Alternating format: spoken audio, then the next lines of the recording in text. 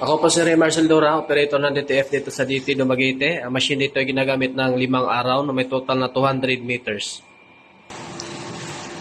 Ito naman po yung printer head area. Pinalitan po ang white head last December 2024. Ito naman yung capping na may 70% gold condition. Head clean.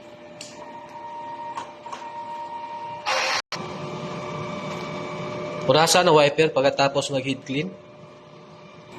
At nozzle test.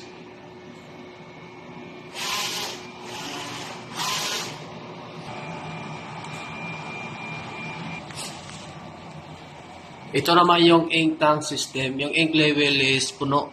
Puno ko yung CMYK. Yung white sakto lang. Ito naman yung waste tank area. Last disposal po last week. Ito yung EVR. Ground wire. Ito naman po yung mga unused ink. Used powder. Yung mga unused powder tsaka white ink.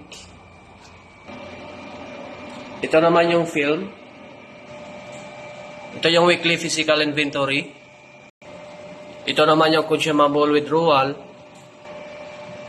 at daily output record. Ito naman yung printer daily checklist. Salamat po.